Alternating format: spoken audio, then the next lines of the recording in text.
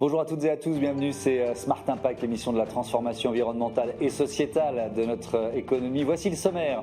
Mon invité, c'est Sébastien Maire, délégué général de l'association France Villes et Territoires Durables, qui propose aux élus locaux une boîte à outils et un réseau pour que leur territoire résiste mieux aux crises climatiques. Dans notre débat, on se demandera comment décarboner le secteur de l'édition, comment moins imprimer, mais aussi mieux distribuer pour réduire les stocks et ces livres qui finissent au pilon. On répondra à ces questions dans une dizaine de minutes. Et puis dans notre rubrique consacrée aux startups, je vous présenterai Malizen qui crée des sacs à partir des chutes de céleri ou de textiles utilisés dans le nautisme. Collectivité locale, édition, maroquinerie, 3 univers, 30 minutes pour les explorer. C'est parti.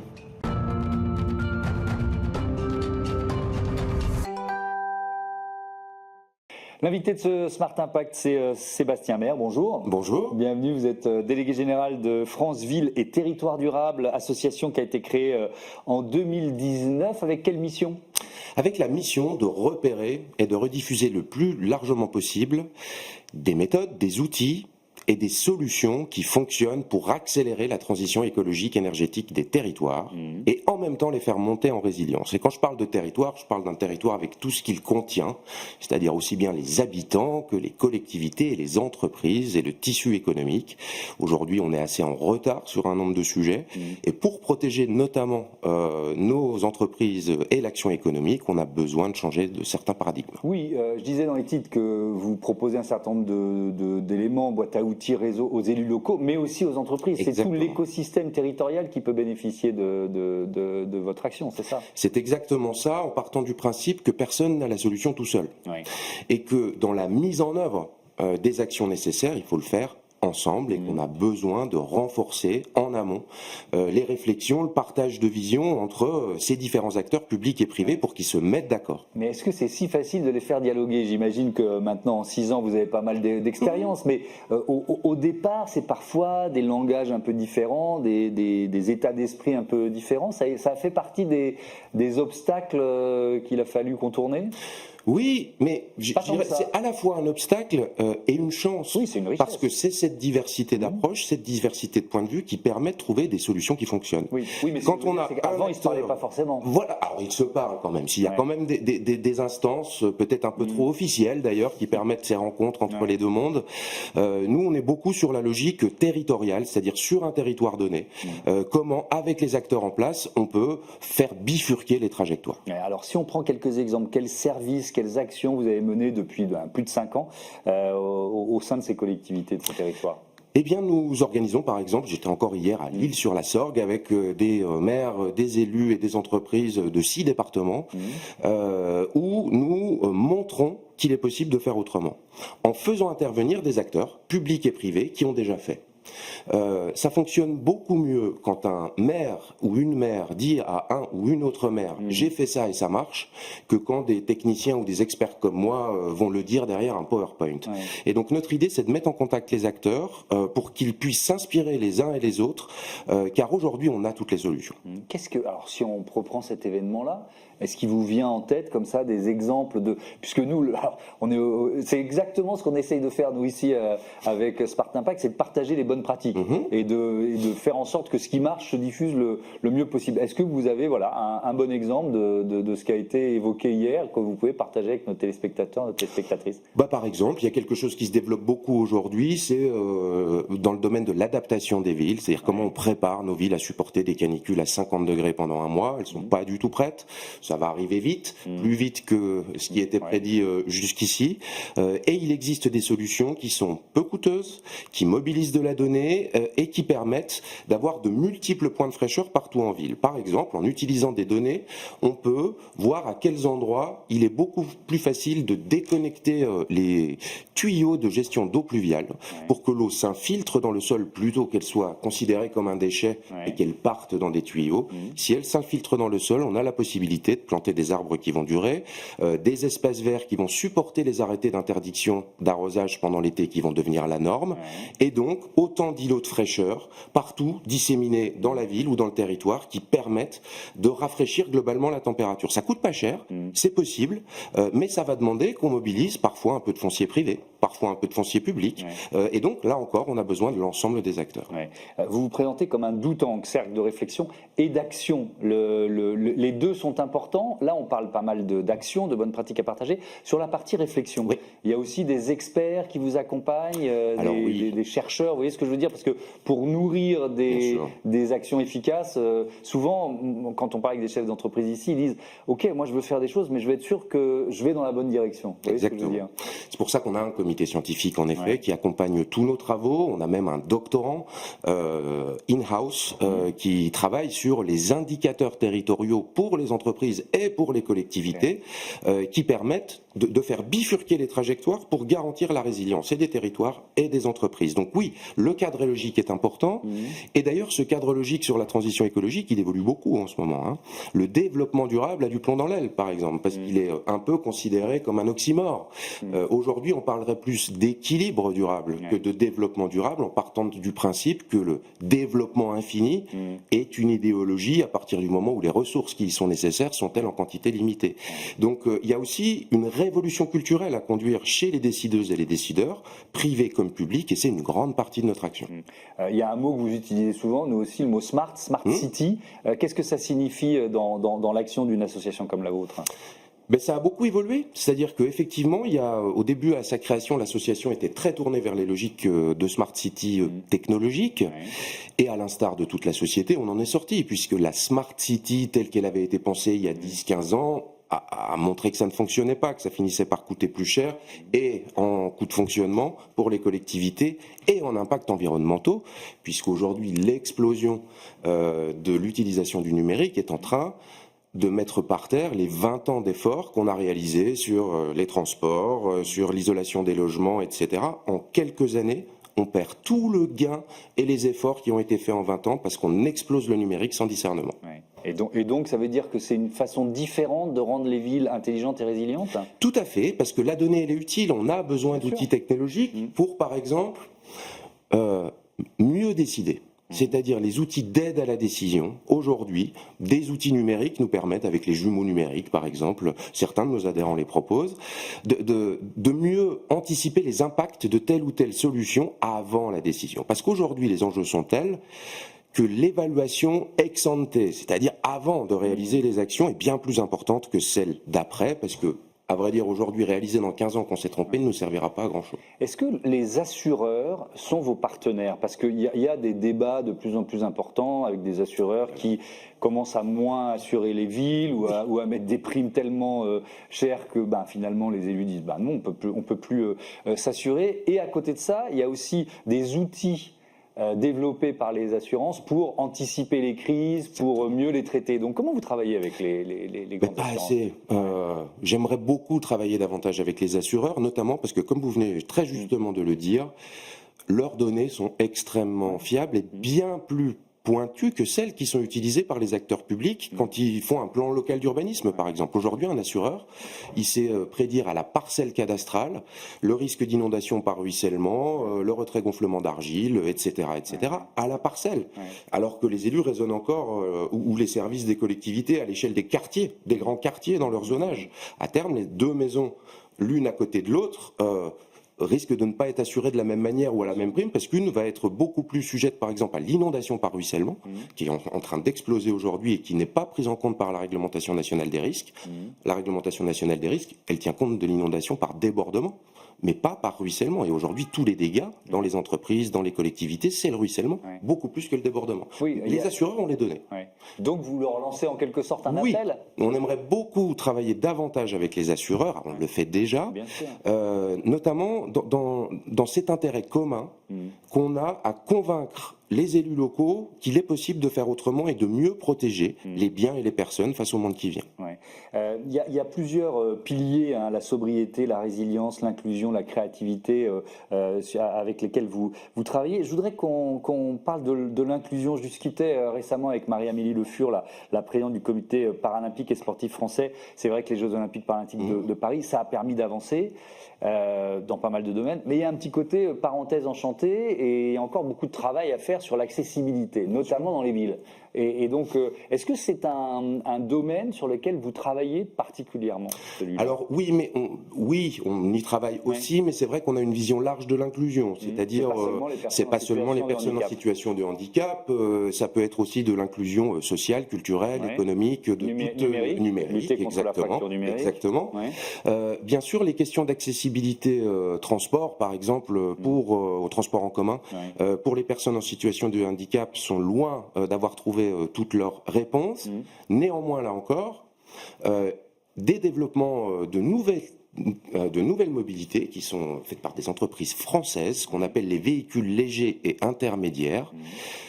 Certains peuvent tout à fait permettre le transport de personnes en situation de handicap. Ça coûtera beaucoup moins cher que de mettre aux normes des stations de métro. Donc peut-être que vu la raréfaction des crédits publics et privés qui seront disponibles pour ces actions, on a intérêt à être plus smart et à réfléchir autrement qu'on ne l'a fait au XXe siècle. Merci beaucoup Sébastien Maire et à bientôt sur Be Smart for Change. On passe à notre débat, comment décarboner le secteur de l'édition.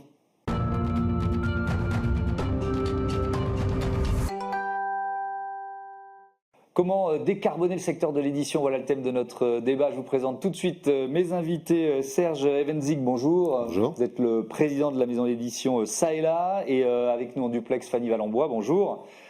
Bonjour. Copilote du secteur culture au Shift Project et puis consultante au bureau des acclimatations.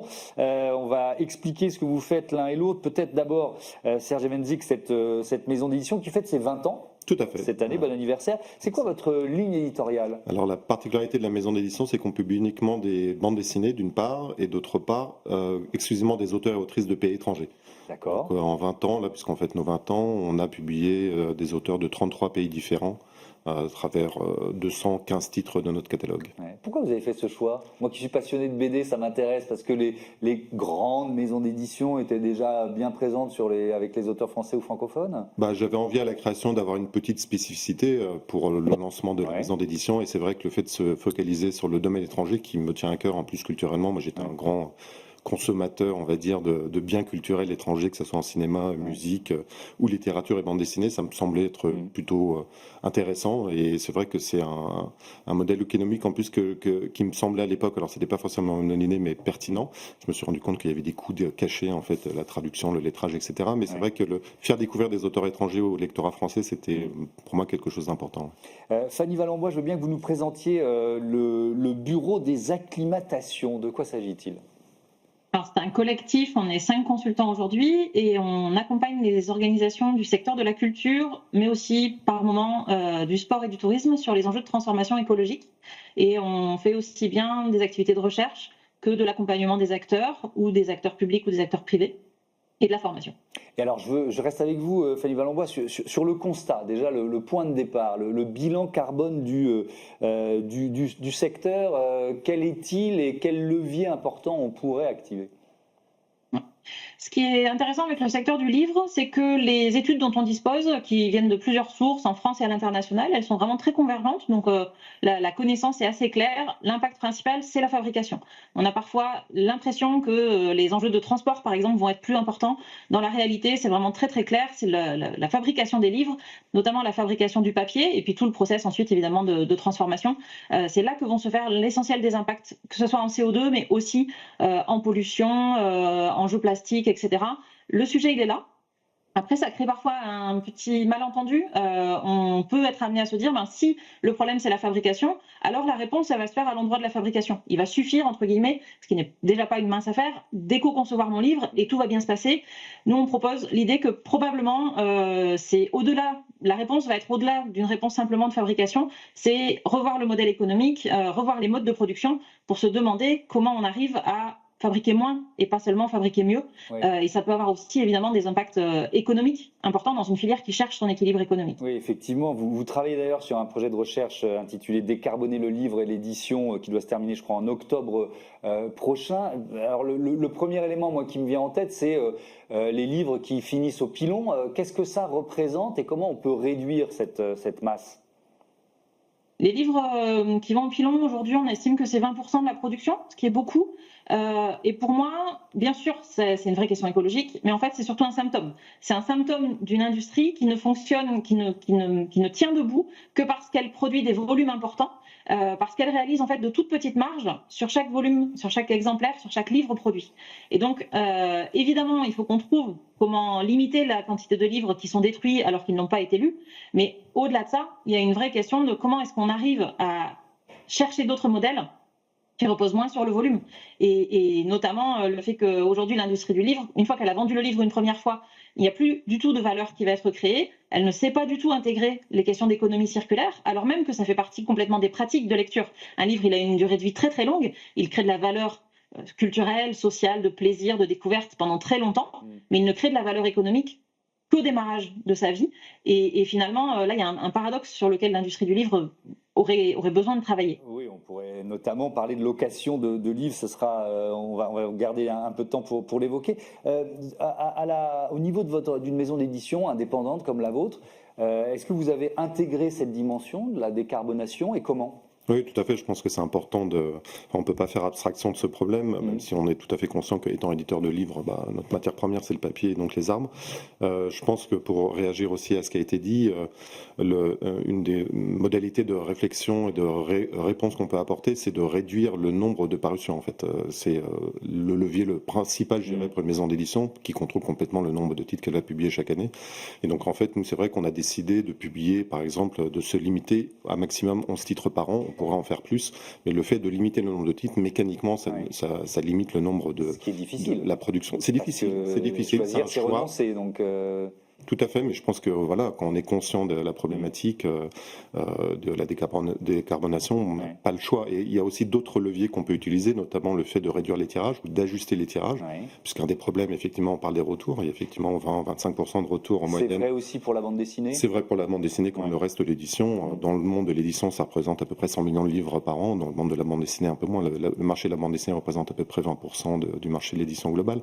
Mais donc, on est confronté à ça et on doit trouver les moyens d'ajuster au mieux nos tirages pour limiter ce gâchis, en fait, ces retours. Et alors comment vous faites ? Parce qu'il y a la volonté, puis ensuite il y a la difficulté de mise en œuvre. C'est très très compliqué, c'est-à-dire qu'on doit travailler main dans la main avec nos distributeurs et avoir accès à des bases de données aussi qui nous donnent des estimations de vente en temps réel quasiment chez les libraires pour pouvoir gérer une réimpression ou pas. C'est-à-dire que ce qui pose un problème aussi, c'est la réimpression de trop qui souvent finit à 100% au pilon. Ça, on a besoin d'outils statistiques, d'outils qui nous permettent, nous, d'évaluer la réalité des ventes sur le marché par les libraires pour permettre d'ajuster nos tirages. Un des moyens aussi qu'on a, c'est d'essayer de limiter la distance qu'il peut y avoir entre les endroits où le papier est fabriqué, où les livres sont imprimés. C'est-à-dire que ça n'a pas de sens de faire imprimer un livre en Italie si le papier vient de Scandinavie, comme ça arrive souvent, pour après l'envoyer en France. Donc on essaye de raisonner là-dessus, de travailler là-dessus avec nos imprimeurs. Et la filière est prête pour ça, ou alors il y a des mauvaises habitudes tellement ancrées que c'est difficile de favoriser le circuit court en quelque sorte? Ça évolue. C'est-à-dire que les imprimeurs sont conscients de ça, que ce soit des imprimeurs en France ou des imprimeurs en Europe de l'Est ou dans d'autres pays européens. Il se trouve qu'en France, il n'y a quasiment plus de fabrication de papier. Donc c'est un vrai enjeu et c'est une vraie problématique. Mais on peut trouver, par exemple, quand on travaille avec des imprimeurs dans les pays baltes, comme nous, ça nous arrive, s'arranger pour utiliser du papier fabriqué en Scandinavie. Parce que là, pour le coup, les distances sont très limitées. Ouais. Donc évidemment, après, il y a la distance de transport. Mais voilà, c'est des petites astuces qu'on peut essayer de mettre en œuvre. Fanny Valenbois, est-ce qu'il y a une prise de conscience des grandes maisons d'édition sur ces questions-là ? Oui, indéniablement. Pour certaines, depuis plusieurs années. La prise de conscience les leviers qui sont mis en œuvre sont d'ordre très divers selon les maisons, mais je crois qu'aujourd'hui à peu près toutes les maisons s'en emparent, les indépendantes comme les grands groupes effectivement. Nous on a la chance dans le projet de recherche qu'on porte d'avoir beaucoup de maisons qui travaillent avec nous. Sur le projet que vous mentionnez à l'instant de location de livres en librairie, on a une dizaine de maisons qui vont partir dans l'expérimentation avec nous. Donc oui, indéniablement, et d'ailleurs on le voit au niveau des institutions, que ce soit les différents syndicats, aussi bien des libraires que des auteurs, que des éditeurs, ont des groupes de travail en place, travaillent à des projets de charte, de formation, etc. Donc oui, ça bouge. Oui. Donc vous voulez nous faire vider nos bibliothèques dans nos salons. Ça peut être beau une bibliothèque avec des beaux livres. Non, mais je suis assez d'accord avec vous. Passer de la possession à la location, c'est ça le modèle qu'on pourrait commencer à développer ? En tout cas, c'est un modèle complémentaire, parce que moi, je ne suis pas prête à renoncer aux livres qui sont effectivement partout autour de moi, mais je me rends compte que pour un certain nombre de livres, la propriété n'est pas pertinente pour moi. Personnellement, je contribue beaucoup aux boîtes à livres, aux dons, à la revente parfois, etc. Et on se rend compte aussi, c'est ce que je disais tout à l'heure, que le modèle économique aujourd'hui, il est vraiment basé sur les volumes, ce qui veut dire que des maisons comme ça et là, comme d'autres maisons qui essayent d'avoir une production raisonnée, en fait, elles ont énormément de difficultés à exister parce qu'elles ne vont faire que de faibles marges sur les exemplaires. Et donc, le but aussi de cette expérimentation, c'est de rendre la lecture accessible économiquement pour les lecteurs, mais aussi de mieux rémunérer toute la chaîne. Et de se demander, plutôt que chercher la croissance par le volume, est-ce qu'on peut aller chercher une meilleure rentabilité, une meilleure profitabilité pour chaque exemplaire fabriqué. Donc, à la fois fabriquer moins de livres et les faire plus circuler, et gagner sur le plan environnemental, mais aussi vendre mieux et rémunérer mieux tout le monde, et intéresser sur le modèle économique à la fois les auteurs, les éditeurs et les libraires, évidemment. Et enfin, évidemment, lire plus. Comment ce modèle-là, il peut permettre aussi d'encourager la découverte. On le sait, on est dans un contexte où les livres coûtent de plus en plus cher par rapport à un contexte d'inflation, de pouvoir d'achat en baisse. Du coup, ça peut inciter à ne pas vraiment découvrir des nouveautés, mais plutôt acheter en priorité des choses qu'on connaît déjà, des best-sellers, des livres qui ont des prix, et un peu moins plus le spectre, effectivement. Qu'est-ce que vous en pensez, Serge Evenzik, de la location? Est-ce que c'est adapté à la BD? Moi, j'aime bien relire mes BD favorites, et donc je suis content qu'elles soient dans ma bibliothèque. Oui, c'est vrai. Et puis l'autre aspect important pour nous, par exemple, dans la bande dessinée, c'est que c'est un cadeau par excellence. C'est-à-dire qu'on a un cycle de vente qui le montre très bien, une saisonnalité des ventes qui le montre très bien. On fait une grosse partie de notre chiffre d'affaires à Noël. Donc ça, c'est des cadeaux qui sont offerts aux gens. Donc bon, le système de location, mais je pense qu'effectivement, comme ça a été dit, la mécanique de location serait un complément, mais ça risque d'être à la marge aussi, parce qu'il y a quand même on voit à quel point ça tient à cœur aux gens d'avoir le livre chez soi, de l'offrir. Et il y a aussi le problème du marché de l'occasion. Enfin, j'ai un problème. C'est intéressant de voir ce qui se passe au niveau du marché de l'occasion, qui peut être perçu comme une forme de réponse à la décarbonation, mais ça pose aussi beaucoup de problèmes de rémunération des auteurs, notamment, qui ne sont pas du tout rémunérés quand le livre est revendu. Et ça, c'est un vrai problème, parce qu'il y a une vraie précarité, une précarisation accentuée des auteurs, et donc il faut absolument trouver des moyens, des formes de compensation quand il y a ce type d'activité qui se développe. Notamment il y a des sites qui proposent ça, ou des applis. Ou des sites internet étrangers, notamment, qui ont fait exploser le marché de l'occasion. Ça m'est arrivé, donc je le connais bien. Il n'y a pas de rémunération des auteurs. Non, zéro. Ni des auteurs, ni des éditeurs, incidemment. Et ça pose des gros problèmes pour les petits éditeurs indépendants. Sur des typologies de livres comme par exemple le polar ou la bande dessinée, c'est en train d'exploser. Ça représente 20% du marché du polar, l'occasion. Donc il faut faire vraiment... Quand on fait peu de marge, effectivement, c'était... Et donc c'est quoi? C'est un espace de décision européen? Comment on peut faire en sorte qu'il y ait un intéressement des auteurs, des éditeurs? Il y a des discussions là en France entre les associations d'auteurs, les associations d'éditeurs, les associations de libraires, pour essayer de voir si on peut mettre en place des taxes parafiscales, enfin des systèmes de rémunération avec un epsilon, enfin quelques centimes d'euros ou dizaines de centimes d'euros qui seraient reversés à des sociétés collectives qui après redistribueraient aux ayants droit une partie des revenus issus de l'exploitation de livres en occasion. Merci beaucoup, merci à tous les deux, et à bientôt sur Be Smart for Change. On passe tout de suite à notre rubrique Startup et Innovation.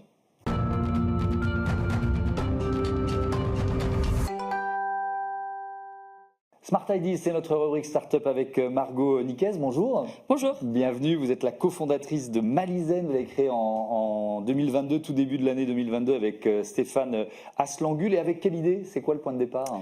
Alors Malizen, en fait, c'est un atelier de valorisation de déchets textiles issus du nautisme. Donc on travaille avec des entreprises localement autour de Concarneau.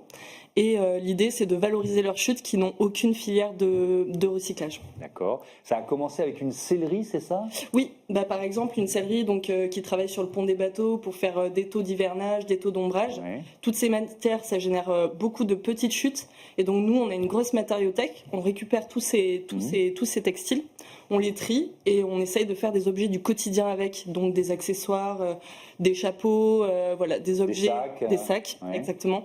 Et l'idée, c'est vraiment de faire de plus en plus d'objets du quotidien avec des déchets. Alors là, on est vraiment dans un écosystème breton, c'est-à-dire que vous vous adressez à des entreprises qui sont dans la région. Oui, c'est très local. Ouais. Donc il va y avoir Guicoten qui travaille plutôt pour fabriquer des objets, des vêtements pour la pêche, Ouais. pour le nautisme, pour les skippers, pour la course au large. Il va y avoir une entreprise de matelotage, donc énormément de chutes de cordage, tout ce qui est bout, amarre pour les bateaux. Donc voilà, tout ça, c'est vraiment des sacs poubelles qu'on récupère et qu'on trie, quoi. Ouais. Et alors, ça veut dire qu'à partir de cette matière, vous créez quelques pièces parce qu'il n'y a pas chaque pièce est différente des autres en fonction de ce que vous récupérez comme matériaux. Comment ça marche? L'idée, c'est de créer de l'unique à partir de la série. Ouais. Donc, on a des modèles définis et l'idée, c'est qu'ils sont tous uniques parce qu'il y a toujours une variation du fait de travailler avec des petits bouts de matière. Donc, oui. Si on fait la liste des matériaux, avec quelle chute finalement de matériaux vous travaillez?